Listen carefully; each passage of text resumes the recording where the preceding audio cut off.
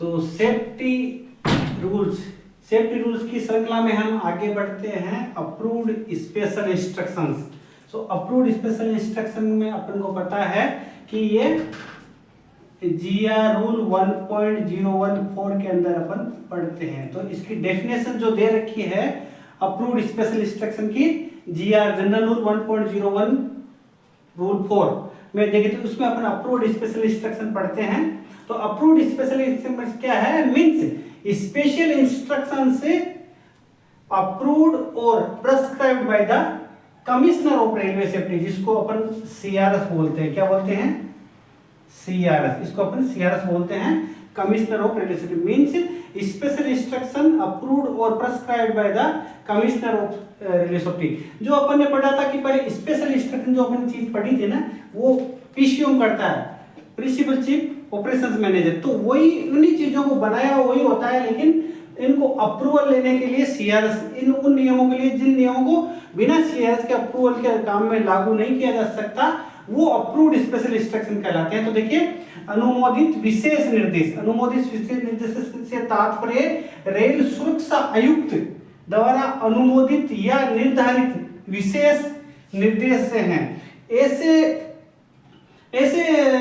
विशेष निर्देश है जिनको सीआरएस का अप्रूवल लेना आवश्यक है, वही अप्रूव्ड स्पेशल इंस्ट्रक्शन कहते हैं, या अपन उसको अनुमोदित विशेष निर्देश कहते हैं। तो आगे देखिए, ऐसे जैसे सम स्पेशल इंस्ट्रक्शन से are prescribed by the CRS. So देखिए एग्जांपल ये है, some special instruction prescribed by the CRS, commissioner of railway safety. तो देखिए, maximum permissible speed, maximum permissible speed, maximum permissible speed क्या होती है? सेक्शन की, किसी सेक्शन की मैक्सिमम परमिसेबल स्पीड वो स्पीड होती है जिस स्पीड पे मैक्सिमम गाड़ी का स्पीड बढ़ा करके चलाया जा सकता है। उस स्पीड से आगे गाड़ी को नहीं चला सकते, उस स्पीड से ऊपर गाड़ी को नहीं चला सकते। और वो स्पीड क्या करता है कि जो कमिश्नर ऑफ रेलवे सेफ्टी होता है, वो अपनी निरीक्षण यान के द्वारा उस ट्रैक का, उस सेक्शन का निरीक्षण करके उसका अप्रूवल देता है कि इस स्पीड तक गाड़ी को चलाया जा सकता है। अगर जब वो निरीक्षण करता है, या मतलब कि मैक्सिमम परमिसेबल स्पीड की जब जांच करता है, तो उसको लगता है कि इसको मैक्सिमम यहाँ तक चलाया जा सकता है। उसको लगता है कि अगर इसके जांच करने के दौरान अगर मतलब कि कोई किस तरह के झटके महसूस हो रहे हैं, या इस तरह से अगर वो महसूस करता है या किसी ब्रिज पे, तो वहां पे क्या वो पीएसआर लागू कर देता है, पीएसआर, परमानेंट स्पीड रेस्ट्रिक्शन लागू करके उन स्थानों पर वो, जैसे किसी सेक्शन पे अगर उन्होंने 110 kmph कराया, 130 kmph की अगर जांच करी है, तो ऐसे ब्रिजेज जो मतलब कि संवेदनशील जगह है, वहां पे वो 90 कर सकता है या 100 कर सकता है, या उससे नीचे भी कर सकता है।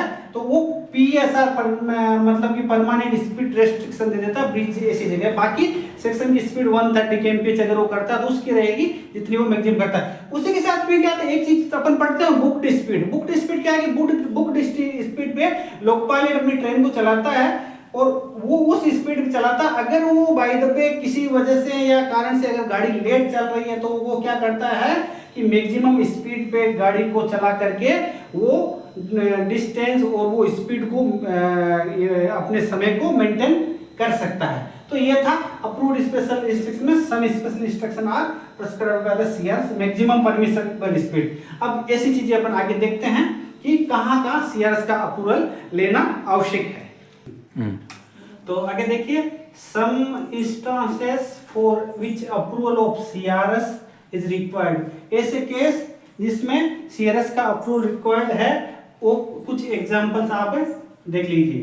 कुछ एग्जांपल देखिए SWR of special class station. ऐसे स्पेशल क्लास स्टेशन जहां पे जो सामान्य जो रूल बनाए गए, सामान्य नियम और सिग्नलों की कंडीशन जो बनाई गई है एडुकेट डिस्टेंस के मामले में, या स्पीड ऑफ ट्रेन और किस स्टेशन को कहां पे रोक सकते हैं, या उस स्टेशन पे उनका स्टॉपेज किस तरह से दिया जाता है। तो ऐसे जो अपने सामान्य रूल से जो भिन्न है SWR of special class station, ऐसे स्टेशन का एसडब्ल्यूआर जो स्टेशन वर्किंग रूल है, वो सीआरएस का अप्रूवल लेना जरूरी है। हुआ, ठीक है। दूसरा है to reduce adequate distance, block overlap and signal overlap. तो अपन अगर किसी रिड्यूस डिस्टेंस कौन सी required distance, reduce adequate distance, distance कौन सी, वो डिस्टेंस जो ट्रेन की सेफ्टी के लिए जो मतलब जितनी मिनिमम डिस्टेंस दी जाती है, अपन अगर कोई सिग्नल टेकन ऑफ करते हैं उसके लिए आगे तक कितनी दूरी होनी चाहिए वो, या अपन अगर किसी गाड़ी को लाइन क्लियर दे रहे हैं तो उससे पहले अपने होम सिग्नल से आगे की कितनी दूरी क्लियर होनी चाहिए वो। तो ब्लॉक ओवरलैप और सिग्नल ओवरलैप को एडिक्वेट डिस्टेंस जो अपनी ट्रेन की सुरक्षा सुनिश्चित करती है उतनी पर्याप्त दूरी होनी चाहिए। तो इसकी दूरी जो है वो कम ज्यादा सीआरएस कर सकता है, उसको घटा सीआरएस सकता है, बाकी अपन उसको कुछ कर नहीं सकते सीआरएस के अप्रूवल के बिना। फिर है to combine colour light distance signal with GSS और एलएसएस और आईबीएस। इसका मतलब ये कि to combine colour light distance signal, जो किसी जैसे होम का डिस्टेंस है या किसी गेट का डिस्टेंस है, तो इस जो डिस्टेंस सिग्नल है जैसे गेट डिस्टेंस सिग्नल या last stop signal, last stop signal या आईबीएसएस मतलब intermediate block signalling, intermediate block signalling. तो अगर इस तरह के है आईबी है आईबीएसएस है तो उसका भी अगर डिस्टेंस है तो अपन किस किस के साथ में जोड़ सकते हैं और वो कंबाइन उनको कर सकते हैं। किसी जैसे पिछले स्टेशन का एलएसएस है, आगे अगर कोई गेट पड़ रहा है तो अपन क्या करते हैं कि उस एलएसएस पे ही उस गेट का डिस्टेंस डाल देते हैं, तो वो मतलब कि उसको प्रूव करता है कि ये एलएसएस कम गेट डिस्टेंस है। जब तक गेट क्लोज नहीं होगा तब तक एलएसएस का कोई एस्पेक्ट नहीं दिखाई देगा, वो रेड एस्पेक्ट में रहेगा डेंजर कंडीशन में। जैसे गेट क्लोज होगा और अपना जब गेटमैन जब उसको सिग्नल देगा तो उसका एलएसएस प्रोसीड दिखने लगेगा इस तरह से। तो ये है, ये क्या हुआ था देखिए पहले दो ही चीजों में था, ये गेट डिस्टेंस सिग्नल और लास्ट स्टॉप सिग्नल। फिर उसके बाद में क्या आईबीएसएस के साथ में भी जोड़ा जाने लगा। कब? करेक्शन मेमो 2021 में एक करेक्शन आया, उसमें आईबीएस सिग्नल के साथ में भी गेट डिस्टेंस ये कलर लाइट डिस्टेंस को कंबाइंड कर सकते हैं, मतलब डिस्टेंस सिग्नल को आईबीएस के साथ में भी कंबाइन कर सकते हैं। उसके बाद में एक करेक्शन आता है आपका करेक्शन आता है 1/2025, वो उसमें थोड़ा सा चेंजेस आगे दिया गया है जो अपन करेक्शन मेमो के अंदर वो डिटेल से पढ़ लेंगे वो चीज, ठीक है। उसके बाद में देखिए increase the speed over turnout और क्रॉस ओवर। जैसे आप गाड़ी है, ये अपनी लाइन है, अब गाड़ी को लूप लाइन से निकल करके जाना है इसे इस तरह से, तो ये जो टर्नआउट है, जो इनका टर्नआउट मिलता है वहां पे स्पीड को देखिए increase the speed over turnout और क्रॉस ओवर। वो क्या कि ये रेल की जो टर्नआउट की जो स्पीड है ना वो मतलब उनके जो पॉइंट स्विच है, वेब स्विच है कि उनका स्लीपर का कंडीशन कैसा है, उनकी रेल की 60 kg रेल है कि 52 kg रेल है, उन चीजों में बहुत सारी चीजों पे डिपेंड करता है। तो increase the speed over turnout और क्रॉस ओवर का जो स्पीड है वो अभी सीआरएस उसको अप्रूवल दे सकता है बढ़ाने के लिए, तो ये चीज है। फिर placing of signals right side of the track. सामान्यतः अपन देखते हैं क्या, सामान्यतः ये देखिए जैसे ट्रैक है, अगर इस मोमेंट में गाड़ी जा रही है और यहाँ पे जो अगर कोई सिग्नल लगा हुआ है ये, या मतलब कि जैसे इस या जब अगर इसके अगर कोई जा रही है गाड़ी तो सामान्यतः सिग्नल लेफ्ट साइड में होते हैं। किधर होते हैं? लेफ्ट साइड में, मतलब जैसे ये अगर गाड़ी जा रही है तो ये सिग्नल इस ट्रैक के लेफ्ट साइड में हुआ, तो ये इसको इंडिकेट कर रहा है कि लूप लाइन का सिग्नल है। अगर यहाँ रहेगा लेफ्ट साइड में तो ये रहेगा कि ये मेन लाइन का लेफ्ट साइड में सिग्नल है। तो अपन इसमें क्या है कि जैसे लेफ्ट साइड और राइट सिग्नल का ये है कि जैसे GR 3.04 ये कहता है कि स्पेशल इंस्ट्रक्शन के तहत सारे सिग्नल जो पीसीओएम जारी करता है, स्पेशल इंस्ट्रक्शन के तहत सारे सिग्नल लेफ्ट साइड में लगाए जाने चाहिए। लेकिन कई बार क्या होता है कि भौगोलिक संरचना के हिसाब से या किसी जंक्शन स्टेशन की आगे की दूरी कम या मतलब कि किसी इस कंडीशन में बना रखा हो कि वहां पे लेफ्ट साइड में लगाना पॉसिबल नहीं है, लोको पायलट को क्लियर ऑब्जर्वेशन नहीं हो सकता, इसलिए उस कंडीशन में राइट हैंड साइड में भी अपन सिग्नल लगा सकते हैं। ये वाली गाड़ी के मूवमेंट में अगर इधर भी अपन ने सिग्नल लगाया, अगर लोको पायलट ये वाली मूवमेंट में राइट सिग्नल को ऑब्जर्व कर रहा है तो ऐसी कंडीशन वाले सिग्नल जो लगाए जाते हैं वो केवल और केवल सीआरएस का अप्रूवल लेके किया जा सकता है। Placing of the signals right side of the track, so placing of the signal right side of the track. तो ये अपन को ध्यान रखना, ये गाड़ी है और तो इधर का अगर ये ट्रैक पे गाड़ी जा रही है, इसका सिग्नल अगर इस तरफ लगा हुआ है तो आप समझ लेना वो सीआरएस का अप्रूवल देके ही लिया गया है। तो ये चीजें हैं जो सीआरएस का अप्रूवल रिक्वायर्ड है। तो सारी बातें जो कमिश्नर ऑफ रेलवे सेफ्टी की घूम रही है, कमिश्नर ऑफ रेलवे सेफ्टी जिसको अपन सीआरएस बोलते हैं, सीआरएस के बारे में थोड़ा विस्तार से अपन अध्ययन कर लेते हैं। देखिए CRS function under the ministry of civil aviation, किसके अंदर काम करता है? नागरिक उड्डयन मंत्रालय। ये रेलवे का आदमी नहीं होता है, ये ध्यान रखना, रेलवे एडमिनिस्ट्रेशन का नहीं होता है, नागरिक उड्डयन मंत्रालय के अंडर में काम करता है ministry of the civil aviation. ये इस चीज को ध्यान रखना है। और क्या है, देखिए टोटल 9 सीआरएस है और एक चीफ सीआरएस है। जो एक चीफ सीआरएस है उसको 9 सीआरएस अलग अलग जोनों के जो है 9 सीआरएस है, वो जो कोई मिक्स करके 2 जोन को या 3 जोन में भी एक सीआरएस बिठा देता है, ऐसे कर देता है। तो वो कर देता है, जैसे साउथर्न रेलवे सा और इसका बेंगलोर का इसका जो है वो बेंगलोर में बैठता है, तो ये साउथर्न रेलवे का, तो इस तरह से 2 को मिक्स करके भी बिठा देता है। तो 9 सीआरएस है, वो एक चीफ सीआरएस को असिस्ट करता है उसके कामकाज के लिए। और उनका हेडक्वार्टर कहाँ है? चीफ सीआरएस का हेडक्वार्टर नई दिल्ली में है। पहले कहाँ था? अभी अगस्त 2024 से इसको कार्यालय नई दिल्ली हो गया है। उससे पहले ये था लखनऊ, पहले लखनऊ में था, अगस्त 2024 में ये नई दिल्ली इसका कार्य हो गया। अभी देखिए आगे रेलवे एक्ट 1989, रेलवे एक्ट 1989 की कौन कौन से ऐसे सेक्शन है जिसके अंदर अपना सीआरएस का कार्य या उसकी नियुक्ति करता है। तो अपन सबसे पहले देख लेते हैं अंडर सेक्शन 5। अंडर सेक्शन 5 के अंदर सीआरएस की नियुक्ति होती है, सीआरएस का अपॉइंटमेंट नियुक्ति, सीआरएस की नियुक्ति होती है।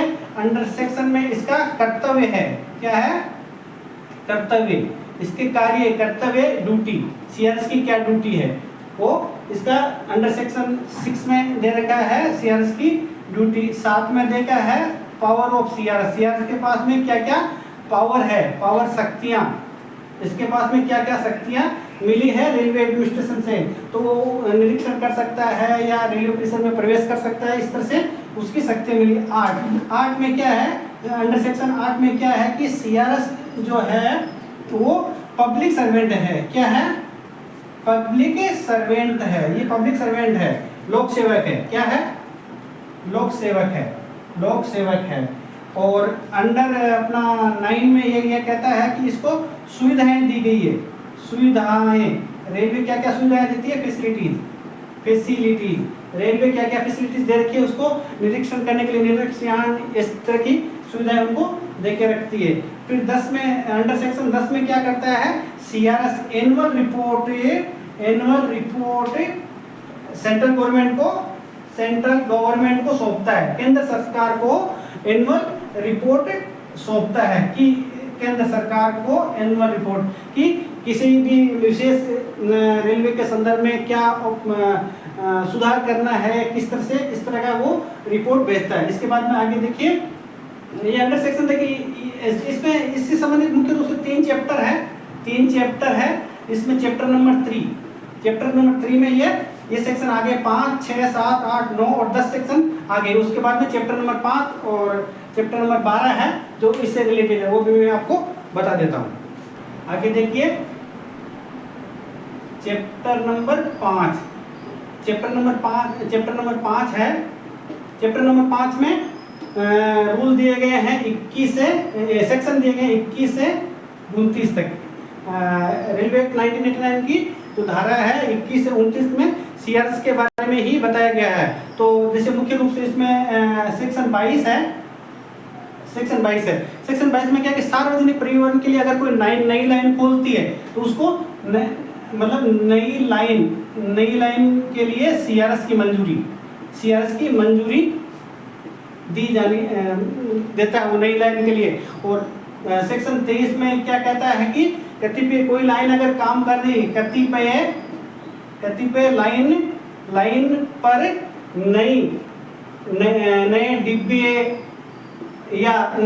या इंजन अगर उस लाइन पे अगर पूर्व अनुमति वाले नहीं, अगर उनको नया चलाना है या मौजूदा ट्रैक में बदलाव करना है, क्या ट्रैक में बदलाव करना है, तो उसके लिए भी अंडर सेक्शन में सीआरएस 23 में उसकी सीआरएस की मंजूरी देना है। या एक जैसे मतलब अंडर सेक्शन 24 ये कहता है कि अगर दुर्घटना अपवाद भी है, अपवाद में क्या बोलता है कि अगर कोई दुर्घटना हो जाती है, दुर्घटना, और टेम्परेरी या उसको मतलब अस्थायी रूप से अगर यातायात चालू करना पड़ता है तो वो बिना सीआरएस की मंजूरी से अस्थायी कर सकते हैं, बाद में सीआरएस की मंजूरी वहाँ पे ली। तो ये तो सेक्शन में छोटा छोटे बता दिया सामान्य तौर पे।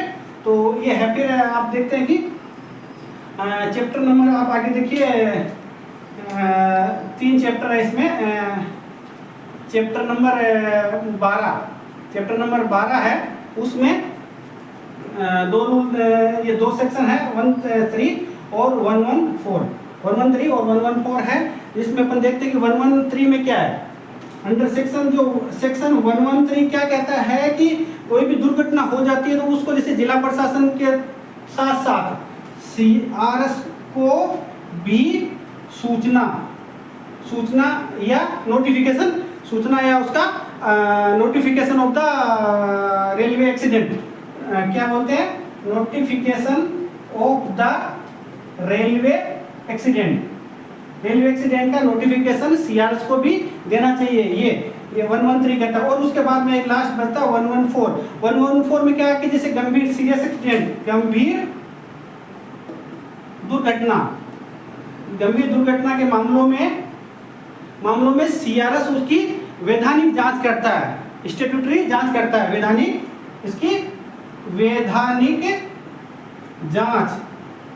जांच करता है। इसको बोलते हैं स्टैट्यूटरी